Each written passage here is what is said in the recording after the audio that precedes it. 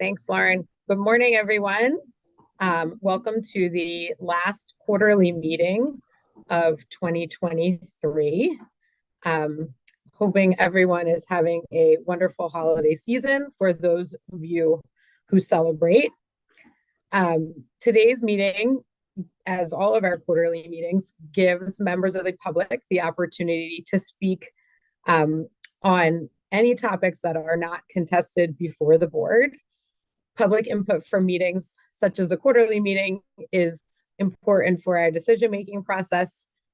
We host many forums for the public year-round, both in quarterly meetings and other various subject-specific stakeholder meetings. We value input from members of the public, from industry, and anyone who wants to speak on issues that the board is working on. We're especially interested in hearing from those who do not often have the opportunity to participate in our regular stakeholder meetings for one reason or another. So please do, for future reference, if you are not able to speak today, in the future, think about that and whether you would like the opportunity to speak. We are asking the speakers to keep comments brief. We do have a fair number of speakers today, so we are limiting time to 3 minutes. If you have testimony that's longer than 3 minutes, please summarize it, and you can certainly send your statement in writing to the board secretary.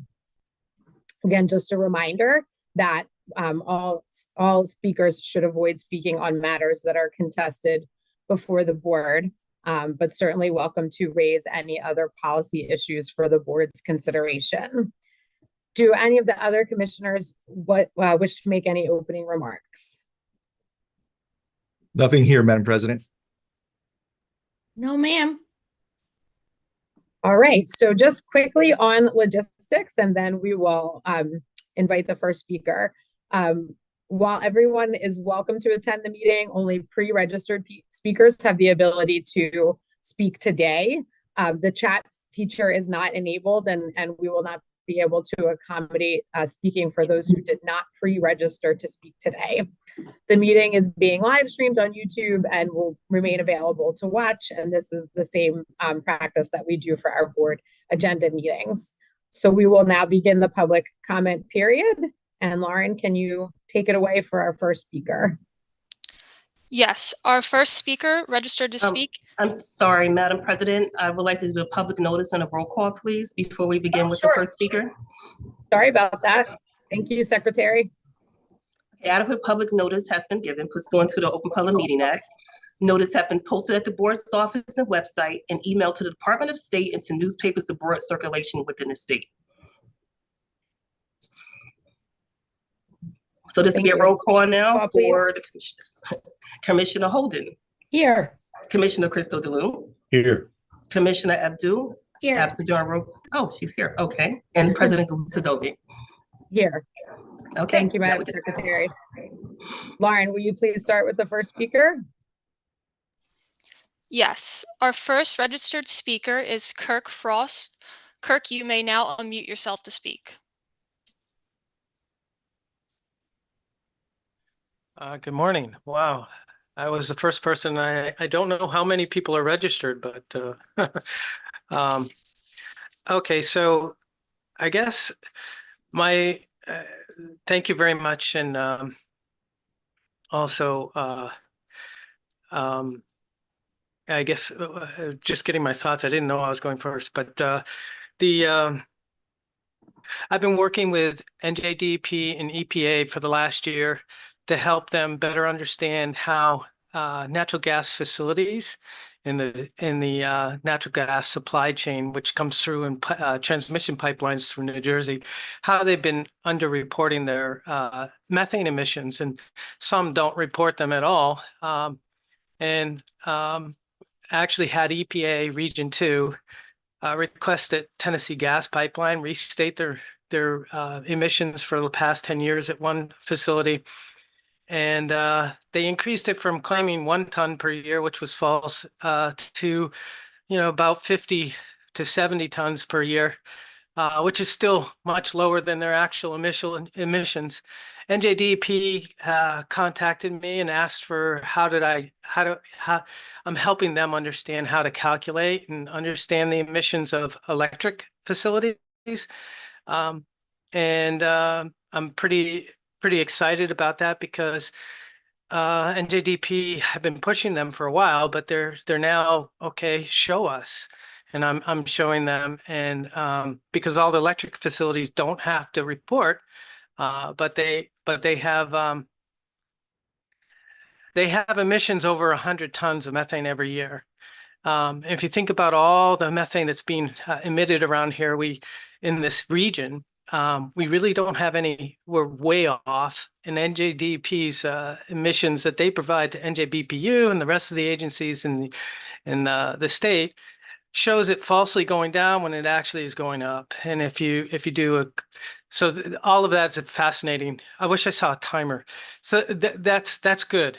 But I think it makes more urgent that we have no idea what our real emissions are, and the electrification that NJBPU is heading is complex and challenging. And I guess the thing I really want to encourage for NJBPU is not follow the fossil fuel monolithic model. We're doing that with the offshore wind, and that's, it's a necessary thing to get us going. But we have plenty of. We need to make use of residents and businesses that are willing to participate, and we need to have distributed storage, not through distributed storage at businesses and homes. And hydrogen electric storage using metal hydride is, it's very safe. It's reliable. It's not like a battery that wears out over time. And there are now 4 companies offering this solution in the US. And Enapter, which makes the electrolysis machine, which is a major function of it.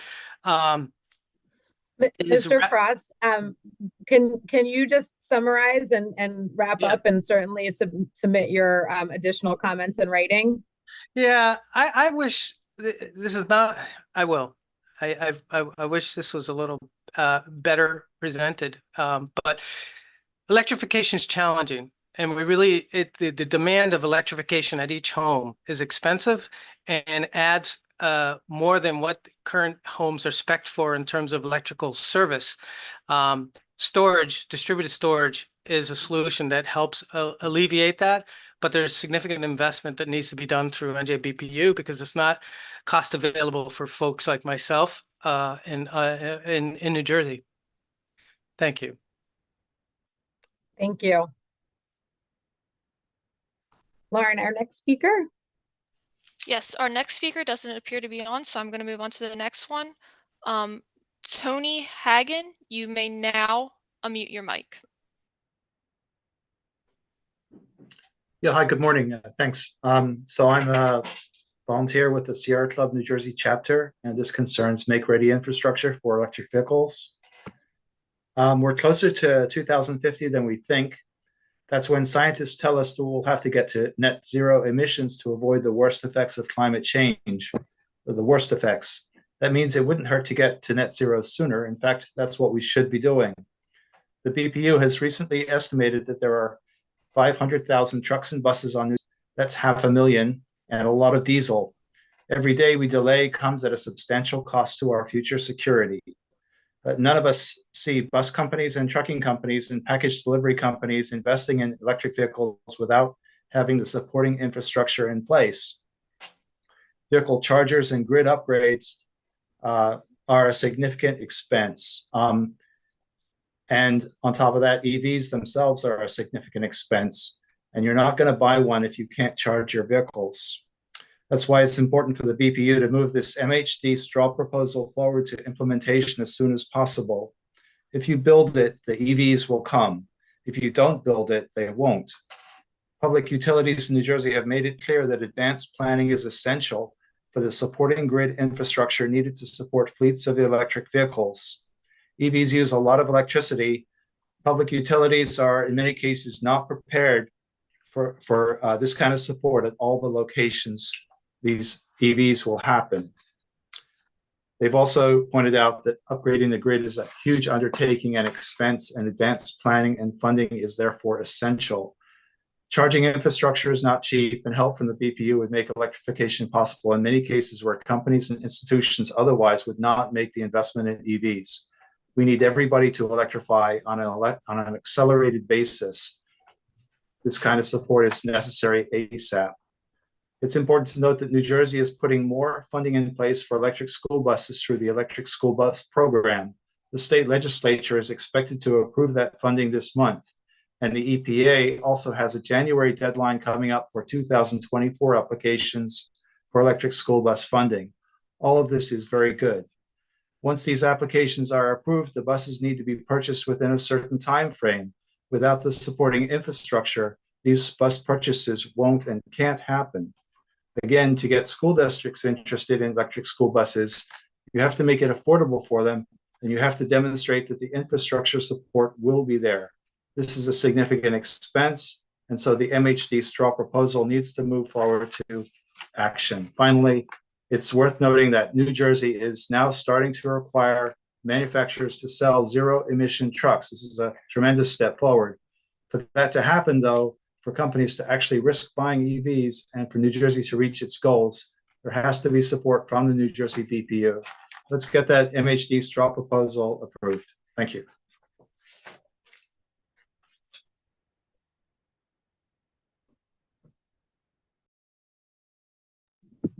Thank you very much. I just want to note that the MHD rulemaking and regulations are being worked on by the department.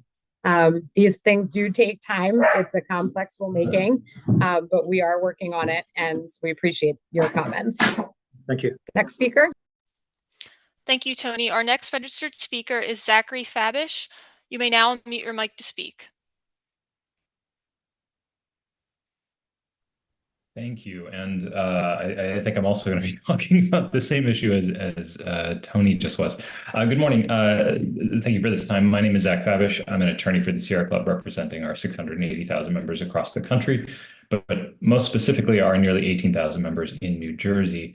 And I'd also like to urge the board to move swiftly to finalize the medium and heavy duty vehicle infrastructure ecosystem straw proposal.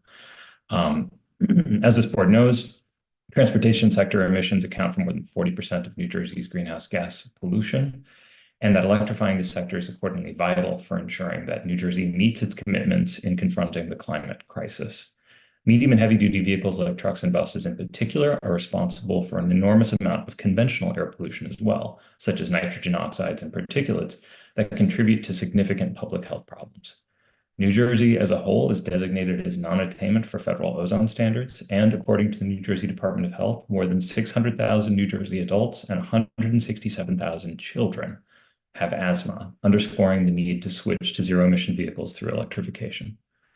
The benefits of phasing out medium and heavy-duty vehicle emissions are enormous, and it's New Jersey policy as well.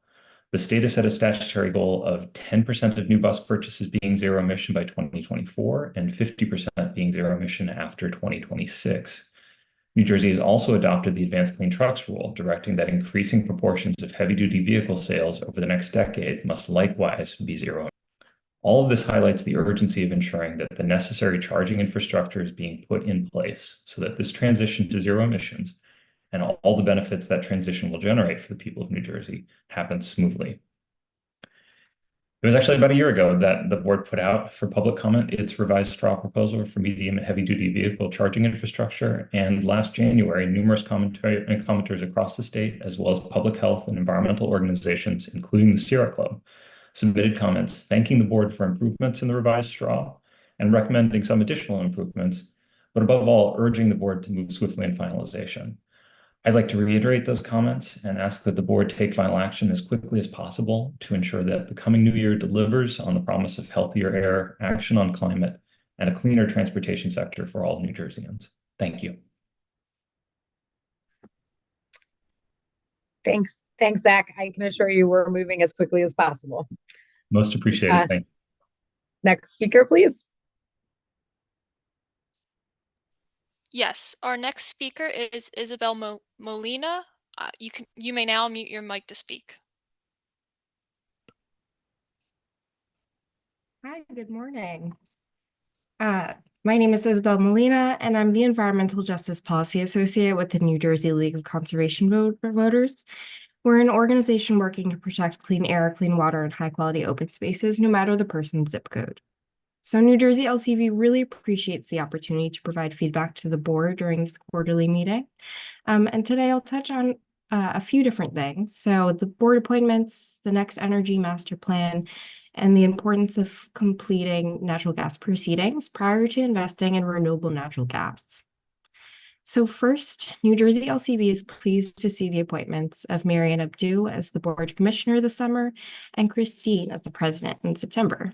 Their distinguished backgrounds and commitments to moving towards a clean energy future is essential to safeguarding the health, safety, and energy security of all New Jerseyans while mitigating against climate change. We thank the board for working to prevent the worst effects of climate change through a just and timely clean energy transition in lockstep with the current EMP legislation and governor's goals. Climate change is the greatest environmental threat to our state and nation. Though we may have forgotten in these frigid temperatures, the planet just experienced the hottest summer on record in 2023, according to NASA scientists, and the top 5 hottest Julys in the last 5 years. We're continually experiencing more frequent and worse storms, such as Hurricane Ida just over 2 years prior.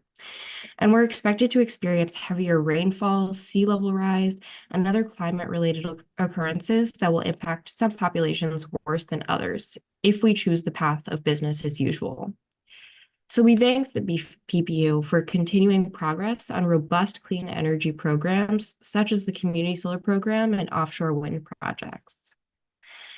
We encourage the board to be bold in the new 2024 Energy Master Plan, known as the EMP, and that this EMP reflects the recommendations that will be provided by the board for how the natural gas industry can best meet the goals of Executive Order 317.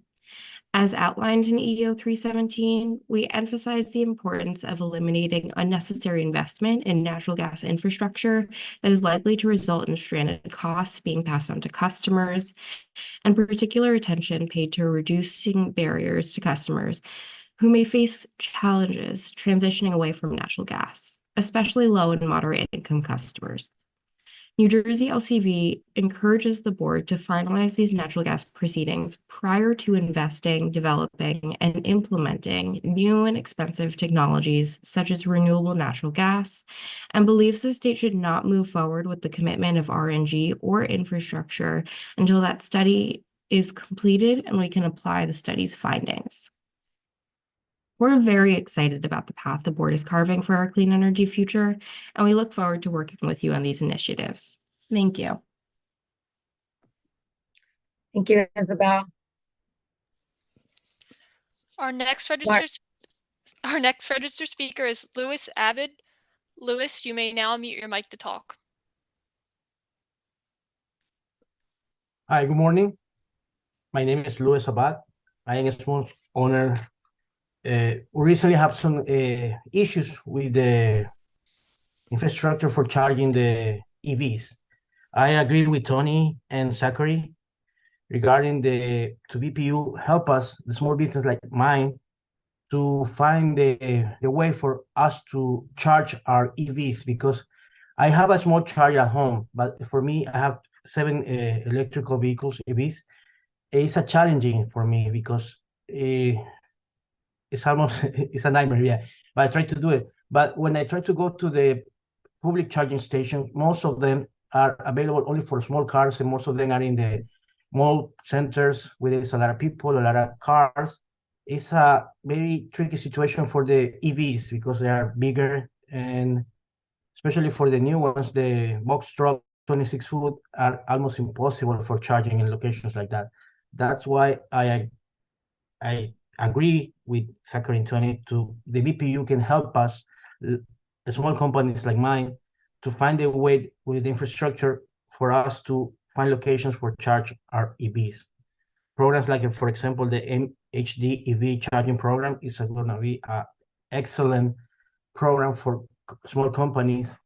I am sure that as soon as the BPU started helping creating more programs like this one, more EV larger vehicles going to be available for running in New Jersey, it's going to be more helpful for us, the small owners, to find the locations for charging our cars.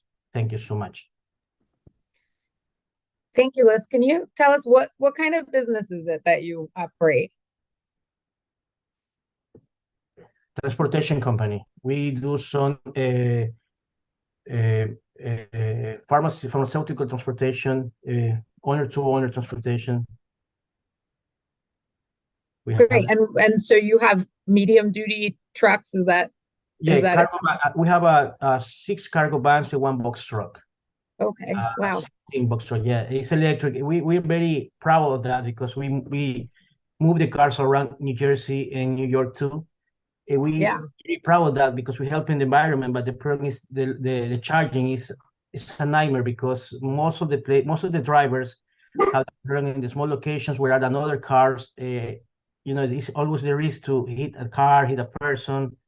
That's why we're looking forward for the PPU to help us, small business like mine, to find or create more commercial locations for these EVs. Thanks, Louis. We appreciate your business making the move to electrify. And as I said earlier, we're working as quickly as we can on them. Thank you. Thank you. Our next registered speaker is Rose Sarawatka. Rose, you may now unmute your mic to speak.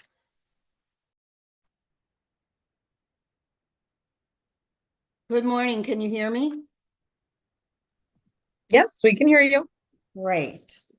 Thank you, Louis, for pointing out what a nightmare you're having with establishing the electrical access for your vehicles, because it is a big framework. Again, my name is Roseanne, New Jersey taxpayer, science education consultant. I'm not making any money off of spending time doing this, no oil affiliations, and 100% volunteer with a specialty in common sense. Also a senior with dealing with individuals who are disabled. So I have a large stake in making sure this is an economically viable plan for New Jersey. You have a new director, and I'm wondering about the mandates that are being placed on you and whether or not you question if they make economic sense or environmental sense. That would be for the whole staff, because there is proof that this is economically difficult and environmentally hazardous. I question, have the proper studies been done for your best options for an efficient plan? There are other ideas, as Kirk noted earlier, on hydraulic power. Or are you just following mandates, restrictive mandates that are being placed on you? Do these electric energy choices really help our climate? Particularly any who use an abundance of fossil fuels? The Bureau of Ocean Energy Management says no. The amount of fossil fuels that are used for wind projects are insane. Thousands of gallons per turbine. Tens of thousands, hundreds of thousands per turbine and substation are required to get this going. Does this really, are you really following that this is going to help the environment if you're using that many fossil fuels to continue your proposals for an efficient plan? There is proof of this. If you haven't read into it, if you're working for the Sierra Club or some of the other individuals have spoken, it is proven these are dependent on fossil fuels. So you're really not getting around that. Your governor's goal is electrification, whether you like it or not. The president's goal, is he really making sure this makes sense? Because again, the Bureau of Ocean Energy Management says that it will not have an effect on global climate. And that is documented. Moving forward in your own lives till you're 80 years old or whatever, and you're remembering that you sucked unwarranted monies out of ratepayers with really no benefit. How would you explain how you have sacrificed natural resources for your unsupported energy goals? The grid is not able to support this, as our friend Louise just spoke about. This is not ready, and in the future, there will be better options. Businesses will need to surmount huge electrical requirements to meet these demands. The businesses and economy may fail due to this economic collapse. People will not be able to afford electricity, and they will be forced to use everything electrical. So what is the rush? Part of the rush is there are subsidies involved with all of these plans that are going forward. I have information here from Warren Buffett, who states that I will do anything that is basically covered by law to reduce the tax base. I'm sorry, Rose, to interrupt, but we only have 1 more minute because we have to get through other speakers. Certainly. But Warren Buffett states that on wind energy, we get a tax credit if we build a lot of wind farms. That's the only reason to build them. They don't make sense without the tax credit. Solar still relies on fossil fuels for their components. Additionally, these batteries, which are extremely expensive, are going to be forced on us. And to replace batteries in electric vehicles is outrageous. So please, as you're going forward, listen to your conscience a little bit. Do not believe everything that the climate agenda is forcing on us, because it's important to protect our world, but it's also important to protect the people who are supporting subsidies and nonsensical energy plans. Thank you. Good luck with your additional. Thank you, Rose. Appreciate your comments. I can assure you there have been no shortage of studies done by this department on all of the issues that we are working on, and we take the science and evidence into consideration when we are making policy decisions. We appreciate your comments. Next speaker. Yes, our next speaker doesn't appear to be on, so I'm going to skip over them and move on to James Sherman. James, you may now unmute your mic to speak.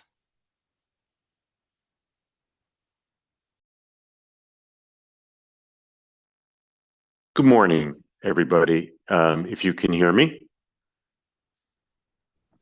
Yes, we can hear you, James. Good morning. Good morning. Thank you. James Sherman here, CEO of Climate Change Mitigation Technologies, CCMT we go by. I want to thank the board for the opportunity to offer these comments this morning. I'm going to be brief and try to observe your 3-minute rule. 1 minute on CCMT and why I'm qualified to offer these comments. In the first place, CCMT is a pioneer of the medium and heavy duty truck and bus fleet electrification space. We started in 2010, and now we are one of the leading medium and heavy duty truck and bus fleet developers and management firms here in New Jersey. We're responsible for the 2021 delivery of the 10 heavy-duty BYD terminal tractors to the Red Hook Container Terminal that haul 80,000-pound sea containers around all day long down in Port Newark, and the 2022 delivery of the 5 medium and heavy-duty BYD battery electric garbage trucks to the Jersey City Department of Public Works. Both fleets are working perfectly. And we have a raft of other projects underway with Hoboken, Woodbridge, the Elizabeth Board of Education, and others.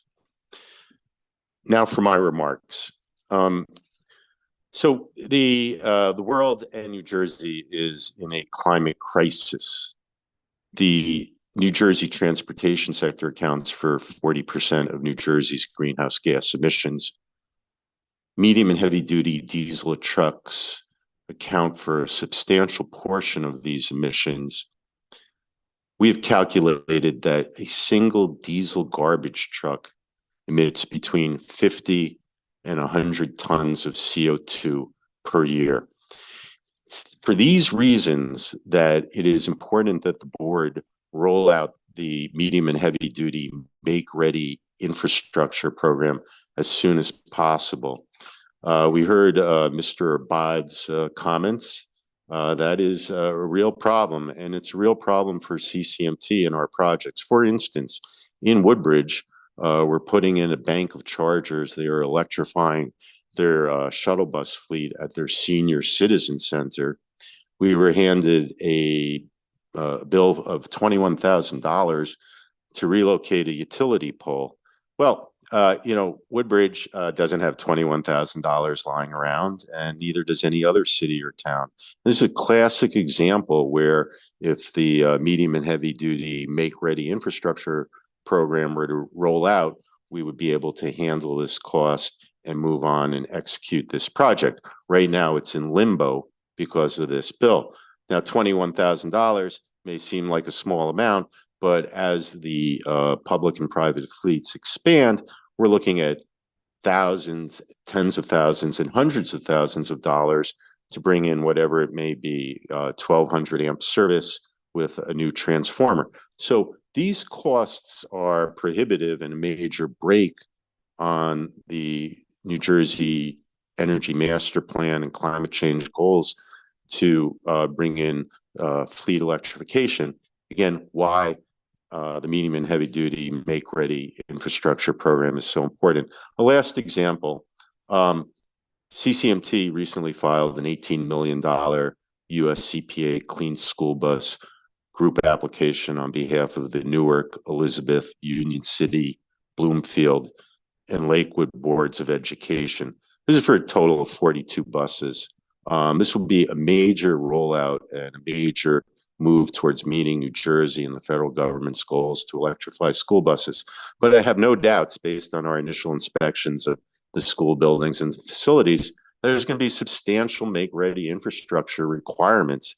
And so, again, it is critical that the board roll this out in the first or second quarter of 2024. With that, I would like to thank the board for the opportunity to comment.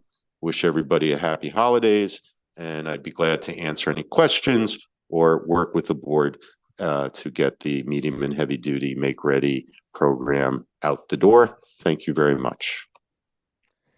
Thank you, James. Certainly striving for the goal that you laid out in terms of the timeline, but definitely want to just note that it is a complex rulemaking, as many, if not all, of the rulemakings that this department does. And, we are working as quickly as we can. We value the need for the medium and heavy duty rules, but, we are moving as quickly as we can. Thank you. Next speaker, please. Yes, our next registered speaker does not appear to be on either, so I'm going to move on to the next one, which is Yazan Harasis. Yazan, you are now able to unmute yourself to speak. Okay. Good morning, everyone. Thanks for giving me a chance to speak today. My name is Yazan Harasis, and I'm a co-founder of Power Edison and EV Edison. We're two New Jersey-based companies developing and providing energy storage and EV charging infrastructure solutions, respectively. I'd like to quickly address two critical aspects of our state's future: the electrification of medium and heavy duty, as James mentioned, and other speakers. And the second is the imperative need for a robust energy storage program. So for the medium and heavy duty, New Jersey has seen positive strides with incentives from NJZIP and RGGI and the EPA Clean School Bus program. These initiatives are laying the groundwork for electrification for the medium heavy duty vehicles and is pivotal. It's a pivotal move towards the greener transportation sector. However, as some speakers mentioned, a pressing concern is the make-ready cost for the EV charging infrastructure side, especially for entities like we heard today that often lack funding for such upgrades.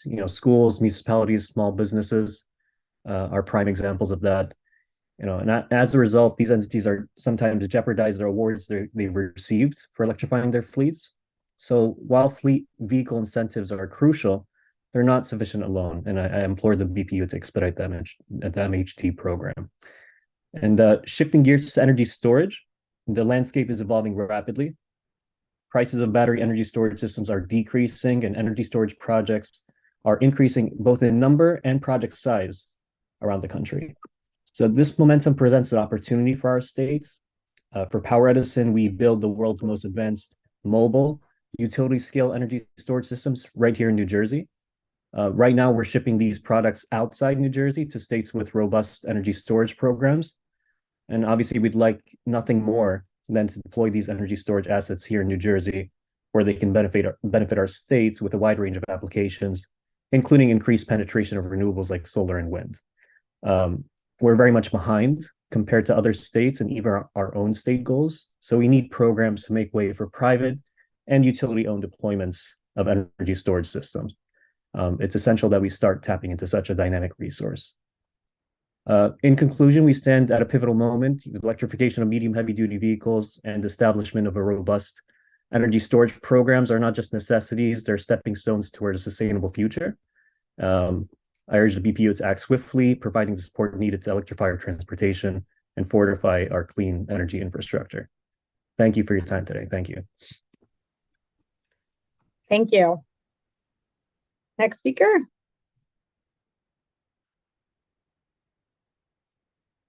Okay, sorry. Our next speaker is Erica Bosak. You may now unmute yourself to speak. Thank you. My name is Erica Bosak, Policy Attorney for Clean Ocean Action, or COA.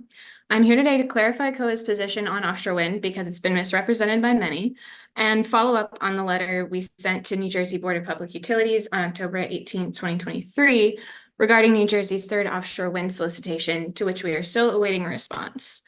COA is not opposed to the concept of offshore wind, but we are concerned about the scope, scale, and speed of the projects currently being proposed throughout the East Coast. According to the National Oceanic and Atmospheric Administration, by 2030, the Northeast will be occupied by over 2.4 million acres of leases, 3,400 turbines, and 10,000 miles of submarine cables. And an additional 5.7 million acres is also under consideration for further development. The pace, scale, and scope of this development creates major challenges and demands for no regulatory and scientific missions. That's an end quote. Offshore wind development is currently outpacing scientific study regarding the impacts of ocean noise, electromagnetic fields, and other factors on marine life. So in the name of good governance, fiscal responsibility, and environmental stewardship, COA once again calls upon BPU to cancel a massive third solicitation of offshore wind project bids, which could more than double the state's current development obligation. No contract should be awarded until 1, the upcoming Government Accountability Office study on offshore wind development in the North Atlantic is publicly released, and BPU considers GAO's recommendations. Number 2, there is a comprehensive offshore wind pilot project in the New York Bight with independent oversight. And number 3, there is an independent, transparent investigation into the marine mammal deaths off the New Jersey coast that have been occurring since December 2022. Although regulators have insisted that offshore wind pre-construction activities are blameless for the uptick in marine mammal deaths, they have not produced definitive proof because the deaths remain scientifically unexplained, and there has never been an area-specific study to determine what role pre-construction activities may have played, if any, in the deaths. Many scientists have expressed concern that there was not enough baseline scientific study. This is why COA called for an investigation, and nearly 400,000 people have signed a petition in support. Moreover, the news and financial reports highlight fiscal and economic turmoil within the wind industry. Even those within the industry recognize the instability of the industry and market. Evidence of troubles include inflation, supply chain constraints, using taxpayer funds for bailouts, lack of transmission grid capacity, and technology failures. It's much too risky to lock in multi-generational deals at multi-billion-dollar cost in these conditions. New Jersey Senate President Scutari and Speaker Coughlin issued a statement that the legislature had concerns about the BPU's approach on offshore wind projects because there are still many unanswered questions about the economic impacts on ratepayers and tourism. Furthermore, proponents of offshore wind energy development often cite job creation as a potential boon for the areas in which projects are sited. However, just for example, many of the major offshore wind developers are foreign enterprises, and development activities have been exempted from the Jones Act's requirements to hire domestic labor and use domestic ships. The failure of Ørsted's Ocean Wind 1 and 2 projects is really a glaring example of how untested the industry is and how pushing forward without due diligence will ultimately be to the detriment of New Jerseyans. Ørsted promised to provide jobs, funding, and clean energy and failed to deliver. To avoid such failures in the future, developers must be required to show at the outset that their project will be successful and avoid devastating impacts to the marine environment and other ocean uses at each stage of the project. The safest, cleanest, cheapest, and most effective way to curb climate change and greenhouse gas emissions is to decrease energy consumption by implementing long overdue actions such as increasing efficiency, reducing waste, eliminating greenhouse gas leakages, and regulating the energy use of industries. COA is really encouraged to see BPU placing more emphasis on promoting energy efficiency as well as solar energy. For all of the above reasons, COA strongly urges the Board of Public Utilities to cancel the third solicitation and not award any additional offshore wind energy development contracts. Our October 18th, 2023 petition to stop the third solicitation has received 2,034 signatures and counting. Thank you very much for the opportunity to provide comments on behalf of Clean Ocean Action. I'd be happy to take any questions either online or offline. Thank you, Erica. We appreciate your comments. As we've said many times before, there's no evidence connecting the offshore wind activities with the marine mammal strandings, but I think that we can all agree that climate change is the most significant threat to marine life, and that's part of why our offshore wind program is moving forward, but we appreciate your thoughts and your comments. Next speaker. Our next registered speaker is Jamie Stiert. Jamie, you may now unmute your mic to speak. Hi, thank you. And thank you for having this open forum for people to give their comments. My name is Jamie Stiert. I'm just a stay-at-home mom who started to get, become aware of what's going on with the offshore wind projects along our coast. And I just wanted to add one thing. Madam President, you mentioned that there's no evidence that the whales and mammals are being impacted by the sonar, but there's also no evidence that they're not. And I think that's a really big factor that we shouldn't overlook. I wanted to start out and talk about the mission statement for the BPU. I kind of picked it apart to ensure that safe, adequate, and proper utility services are provided at reasonable, non-discriminatory rates to all members of the public who desire such services. Offshore wind is not adequate, it's not consistent, and it still needs hundreds of thousands of gallons of fossil fuel, and it needs fossil fuel backup for when it's not functioning. Reasonable rates cannot be guaranteed, and we're using tax subsidies to keep things reasonable, so the taxpayers are paying either way. The second part, to develop and regulate a competitive, economically cost-effective energy policy that promotes responsible growth and clean renewable energy sources while maintaining a high quality of life in New Jersey. If this was, in fact, the mission statement, we would not be looking at offshore wind. We would be looking at nuclear, modular nuclear, or other forms of renewable energy that do not cost what offshore wind costs. I think we all know and can agree that offshore wind is the least consistent and one of the most expensive forms of energy generation. If you look at Germany versus France, I don't know why we wouldn't be studying our European nations and taking a lesson from them. In CIA data for CO2 emissions, China is number 1, USA is number 2, Germany is number 6, and France is number 18. France uses over 80% nuclear. The rest is wind and solar at approximately 12% from that data. Germany, on the other hand, Germany uses 51% renewables, and they're still number 6 in CO2 emissions. And we know that Germany is now firing up more coal plants. The other thing that we're doing is, and I believe that we're virtue signaling, because we're just transferring the problem. It's been mentioned over and over that New Jersey we can eliminate and bring our CO2 to zero. And the impact that that will have on the rest of the world and the CO2 emissions is like a drop in the hat. And what we're doing is we're making it more expensive for our businesses and manufacturers in the United States while we transfer manufacturing to China. And then they fire up more coal plants. So we're just chasing our tail, I believe. Furthermore, I did look up, and I do have a problem with the contracts as well, and especially with this third solicitation.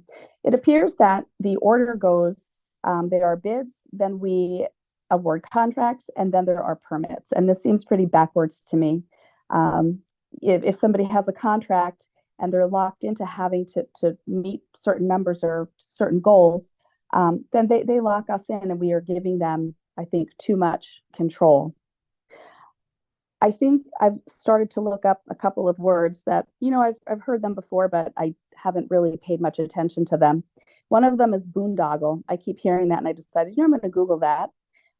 Boondoggle is a work or activity that is wasteful or pointless, but gives the appearance of having value.